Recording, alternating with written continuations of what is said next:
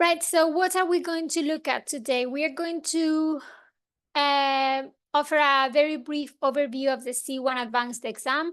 If you are preparing for it, I'm sure you are familiar with it. And we will also answer some questions about recognition, which was an important topic for you based on the questions we received. We will also try to share some recommendations for reading and use of English, as well as listening, and give you some ideas in terms of resources. And then at the end of the session, we will have the Q&A. And as I said before, there will be questions coming from you throughout the presentation. Right, so let's get started. C1 Advanced, 4 papers, reading and use of English, listening, writing, and speaking. About 4 hours long. If you want to know, to find out more about the different papers, or you want to find out more about the exam, please scan this QR code, which will take you to the C1 Handbook for Teachers. This exam is available on 2 formats. In 2 formats, you can do it on paper, you can also do it on a computer.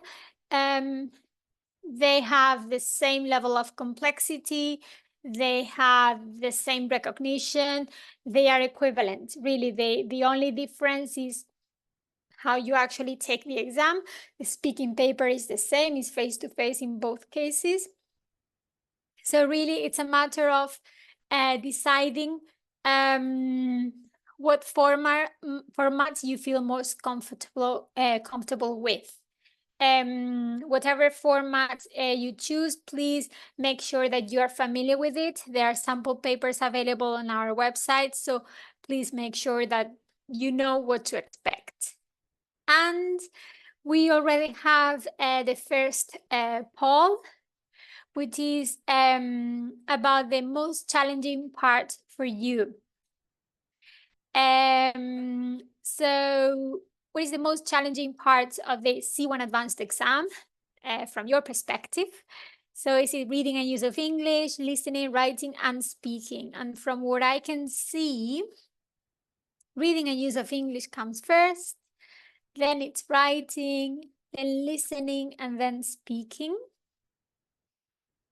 Okay.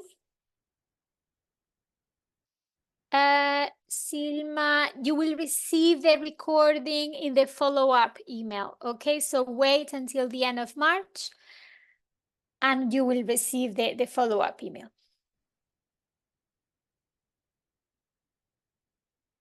Okay, so perfect. Reading and use of English came first, then writing, then listening, and then speaking. Okay, fantastic. Well, I hope today's session is useful, and we try to solve most, if not all, of your doubts about reading and use of English, listening as well.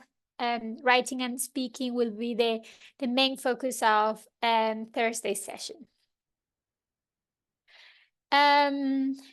Julia, the recordings of the C2 exam will be sent, the C2 proficiency session will be sent together with the rest of the sessions in the follow-up email. Okay, so wait until the end of March for that. Okay, and some ideas in the chat. Grammar is the most challenging, reading is difficult as well. Thank you for this. So yes. Okay, so let's start with reading then and use of English.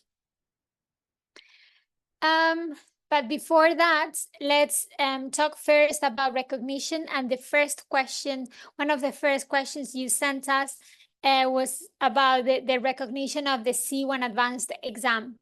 So C1 Advanced exam, the objective of this exam is, the objective level is C1 of the Common European Framework of Reference. So if you achieve a score between 180 and 199, you will receive a C1 certificate. Okay, you can achieve either a grade C or a grade B, but you will receive something like this. Okay,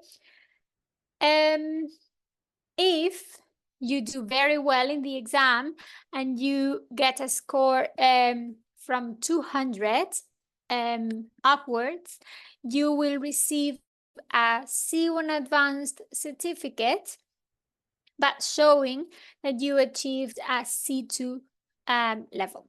Okay, so it will be this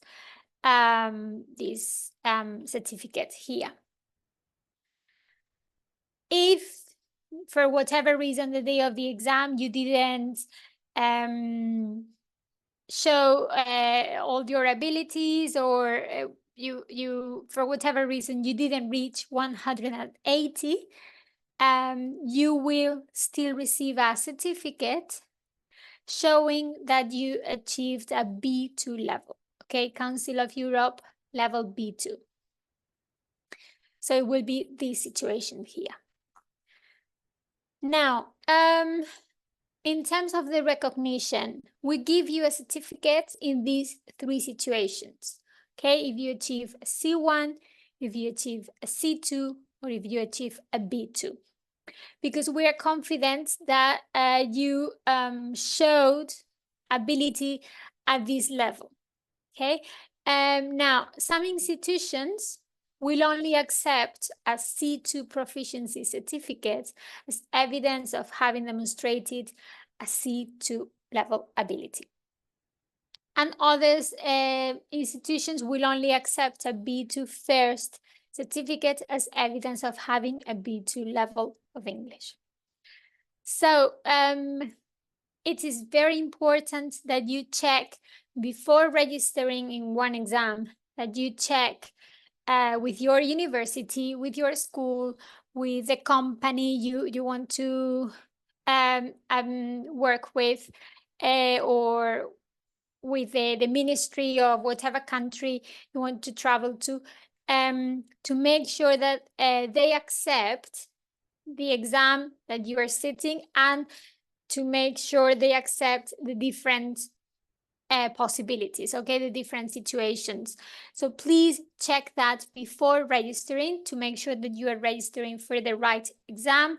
And of course, also consider your level of ability, because the idea is that you sit the exam that you feel most comfortable with, that is closer to your ability. Okay, so these are my recommendations really. First, check with the institution which will accept your certificate, and then of course check your level, the level you feel most comfortable with.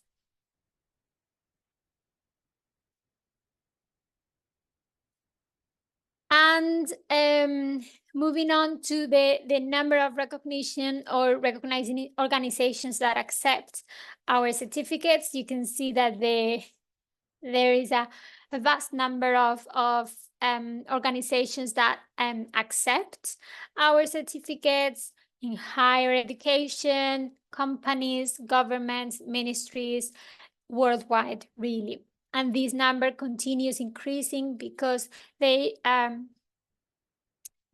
aware, they are familiar with the experience that this institution has, the research that we carry out to make sure that our exams are valid, are reliable, okay, and that they are really top quality.